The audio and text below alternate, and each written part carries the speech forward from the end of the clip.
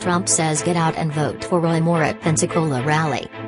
President Donald Trump doubled down on his support for embattled Alabama Republican Senate candidate Roy Moore at a Florida rally Friday night, telling supporters to get out and vote for Roy Moore.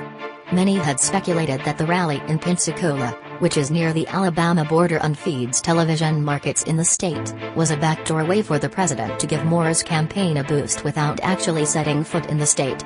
Moore, who is 70, has been dogged by multiple allegations of sexual misconduct, including accusations that he molested 2 teenage girls and pursued romantic relationships with several others while in his 30s. He has denied the allegations. Trump did not mention Moore for the first 40 minutes of his address, which lasted approximately 80 minutes. Finally, appearing to acknowledge a Moore supporter in front of the stage, the president asked how many members of the crowd were from Alabama.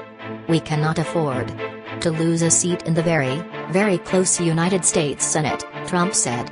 "We need somebody in that Senate seat who will vote for our Make America Great Again agenda. So get out and vote for Roy Moore. Do it. Do it."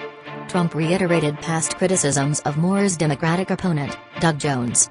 "We can't afford to have a liberal Democrat who is completely controlled by Nancy Pelosi and Chuck Schumer," the president said.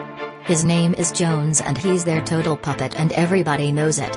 The president also referenced one of Moore's accusers, Beverly Young Nelson, who admitted Friday that she had written part of an inscription in her yearbook that she originally attributed to Moore in its entirety. "So did you see what happened today?" Trump asked. "You know, the yearbook? Did you see that?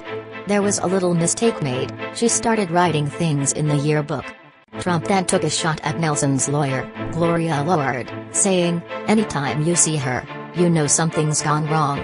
White House spokesman Rod Shaw told reporters on board Air Force One that the president and White House have made clear they find the allegations troubling and concerning and believe they should be taken seriously. But he said Moore has maintained his innocence, and that should be taken into account as well. "Ultimately his endorsement is about the issues," said Shaw.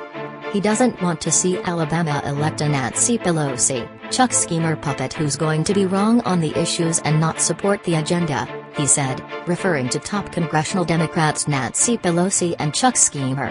Top Republicans, including House Speaker Paul Ryan and Senate Majority Leader Mitch McConnell, had called on Moore to step aside after the allegations were made public. During the rally, Trump also crowed about stock market gains and other upbeat economic indicators. He said he was confident he'd win re-election in 2020, despite his dismal approval rating. "I think it's going to be very hard for somebody to beat us in a few years," Trump said, pointing to the impact on 401k investments. "All you have to say is, with us it goes up, with them it goes down. And that's the end of the election, right?" But the president also touched on some darker themes, telling the audience, "It's being proven we have a rigged system. This is a sick system from the inside," Trump said. "And, you know, there is no country like our country, but we have a lot of sickness in some of our institutions."